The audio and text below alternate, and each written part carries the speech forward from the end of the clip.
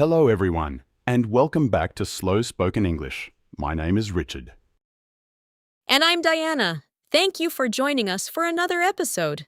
Today, we're talking about problems and complaints. This is an important topic because everybody experiences problems from time to time. That's right. Maybe you receive an incorrect bill. Maybe your internet service stops working. Or perhaps you're having difficulties with a government department. We'll discuss useful English phrases that can help you explain a problem clearly and politely. We'll also share a few experiences from our own lives and talk about some common challenges that new immigrants may face when relocating to a new country. And don't forget, if you're enjoying our podcast, please hit the subscribe button so you can join us for future episodes. Let's get started. What is a complaint? Diana, when people hear the word complaint, they sometimes think it means being angry. That's true. But making a complaint doesn't have to be rude or aggressive. Exactly. A complaint is simply telling somebody that there is a problem and asking them to fix it. In fact, the most effective complaints are usually calm and polite. For example, instead of saying, "This service is terrible," you could say, "I'm disappointed with the service I received. Could you please help me resolve the issue?" That sounds much more professional. Comprehension question 1. What is the purpose of a complaint? The purpose of a complaint is to explain a problem and ask for a solution. Let's repeat that. A complaint explains a problem and asks for a solution. Richard, have you ever received an incorrect bill? Actually, yes. A few years ago, I received a mobile phone bill that was much higher than usual. What happened? The company had charged me for international calls that I never made. That sounds frustrating. It was, but instead of getting angry, I called their customer service and said, "I believe there may be an error on my account. Could somebody please review these charges?" That's a very useful sentence. The customer service representative checked the account and discovered that there really was an error. So the problem was resolved? Yes, the charges were removed from my bill. Comprehension question 2. What was wrong with my mobile phone bill? The bill included charges for international calls that Richard did not make. Comprehension question 3. What polite phrase did Richard use? I said, "I believe there may be an error on my account." Utility bills can also cause confusion. For our listeners, utility bills include things like electricity, gas, and water. Sometimes people receive a bill that is much higher than expected. In that situation, you could say, "This amount seems unusually high." Could you explain how it was calculated? That's a good phrase because you're asking for information rather than making an accusation. Exactly. You're giving the company an opportunity to explain. You might also ask, could you provide a detailed breakdown of the charges? The word breakdown is very useful. Comprehension question 4. What are 3 examples of utility services? Electricity, gas, and water. Comprehension question 5. What does a breakdown of charges mean? It means a detailed explanation of each charge on the bill. Sometimes the company doesn't solve the problem. That's when people may need to escalate their complaint. Escalate means taking the complaint to a higher level. For example, you may ask to speak with a manager. Or you might submit a formal written complaint. And in some situations, Australians can contact an ombudsman. An ombudsman is independent and can investigate disputes between customers and organizations. Each country around the world will have their own version of an ombudsman. For this type of situation, a useful sentence might be, I have already contacted your customer service department, but the issue remains unresolved. Or, I would like information about your complaints process. Comprehension question 6. What does the word escalate mean? It means taking a complaint to a higher level for further review.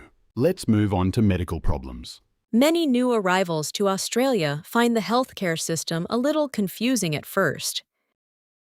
Especially if healthcare works differently in their home country. People often need to make appointments with a GP. GP stands for General Practitioner, which is a family doctor. A person might say, "I've been feeling unwell for several days and would like to make an appointment." Or, could you tell me the earliest available appointment? Those phrases sound polite and professional.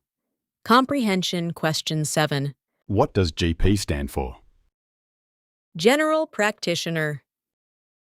Richard, many immigrants also have questions about visas. That's true. Visa applications can sometimes take a long time.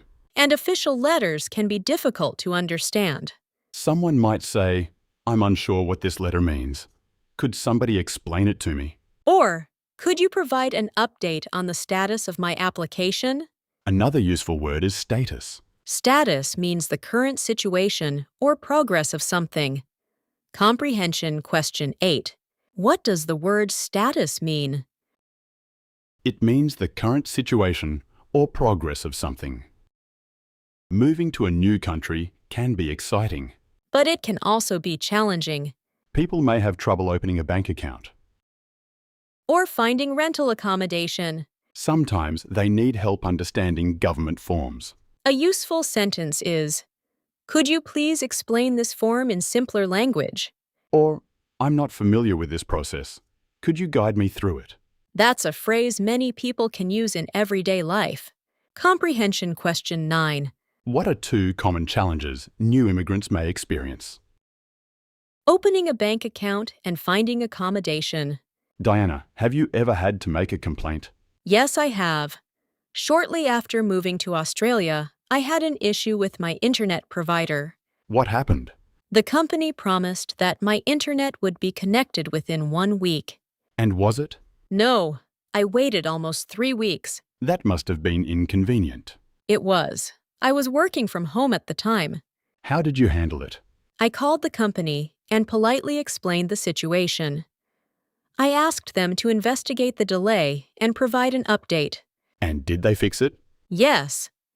Once they investigated, they arranged the connection and even gave me a small credit on my account. Comprehension question 10. Why was my internet problem difficult? Because the connection took almost 3 weeks instead of 1 week, and Diana needed the internet for work. Let's review today's key vocabulary. Complaint. A statement that something is wrong. Resolve. To fix a problem. Error. A mistake. Breakdown. A detailed explanation. Escalate. To take a complaint to a higher level. Status. The current situation or progress. Investigation.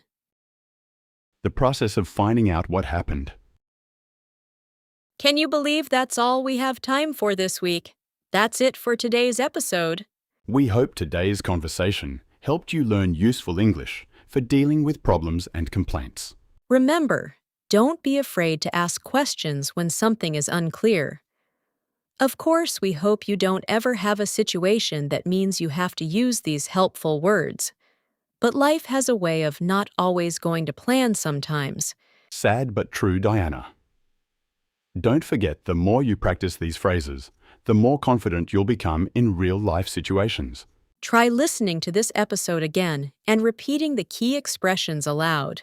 Listening more than once is a great way to improve your understanding and your speaking confidence. And if you enjoyed today's episode, please hit the like button and subscribe for more content. Dear viewers, thank you for spending time with us today.